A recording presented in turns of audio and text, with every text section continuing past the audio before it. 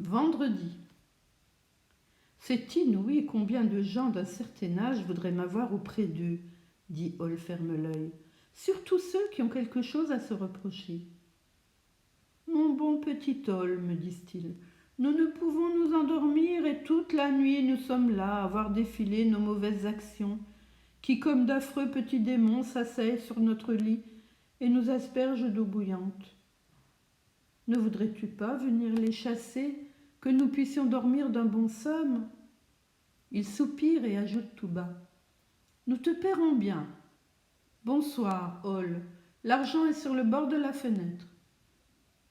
Mais je ne fais pas ça pour de l'argent, terminait Hall Ferme-l'œil. Qu'est-ce qui va arriver cette nuit ? Demanda Hjalmar. Eh bien, je ne sais pas si tu as envie de venir encore ce soir à un mariage d'un tout autre genre que celui d'hier. La grande poupée de ta sœur, celle qui a l'air d'un homme et qu'on appelle Hermann, va épouser la poupée Bertha. C'est d'ailleurs l'anniversaire de la poupée. Il y aura donc beaucoup de cadeaux. Oui, oui, je connais ça, dit Hjalmar. Quand les poupées ont besoin de robes neuves, ma sœur décide que c'est leur anniversaire ou qu'elles se marient. C'est arrivé plus de 100 fois. Oui, mais cette nuit, c'est le 101e mariage. Et quand le 101e est terminé, tout est fini. C'est pourquoi celui-ci sera splendide. Regarde un peu. Hjalmar regarda vers la table. La petite maison de carton était là, avec ses fenêtres éclairées, et tous les soldats de plomb présentaient armes. Les couples de fiancés étaient assis par terre, le dos appuyé au pied de la table, très songeurs, et ils avaient sans doute pour cela de bonnes raisons.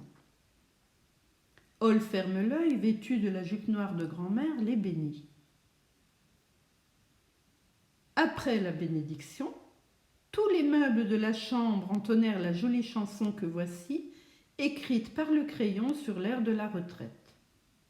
Notre chanson arrive comme le vent sur le couple nuptial dans la chambre, tous deux raides comme des baguettes. Ils sont faits de peau de gants. Bravo, bravo pour la peau et les baguettes. Nous le chantons à tous les vents. Puis on leur offrit tous les cadeaux. Ils avaient demandé qu'il n'y eût rien de comestible, car leur amour leur suffisait. Allons-nous rester dans le pays ou voyager à l'étranger ? Demanda le marié. Ils prirent conseil de l'hirondelle qui avait beaucoup voyagé et de la vieille poule de la basse-cour qui avait couvé 5 fois des poussins. L'hirondelle parla des pays chauds où le raisin pend en grandes et lourdes grappes, où l'air est doux et où les montagnes ont des couleurs qu'on ne connaît pas du tout ici. Mais ils n'ont pas nos choux verts, dit la poule. J'ai passé un été à la campagne avec mes poussins. Il y avait un coin de gravier où nous pouvions gratter, et puis il y avait une sortie vers un potager plein de choux verts. Oh, qu'ils étaient verts! Je ne peux rien imaginer de plus beau. Mais un chou est pareil à un autre, dit l'hirondelle, et puis il fait souvent si mauvais temps ici. Oui, mais on y est bien habitué. Et puis il fait froid, on gèle ici. Cela fait beaucoup de bien aux choux. D'ailleurs, il arrive que nous ayons chaud. Il y a 4 ans, nous avons eu un été qui a duré 5 semaines, où il faisait si chaud qu'on suffoquait. Et puis, nous n'avons pas de ces bêtes venimeuses qu'ils ont là-bas, et nous n'avons pas de brigands. C'est une honte de ne pas trouver notre pays le plus beau du monde. Vous ne mériteriez pas d'y vivre.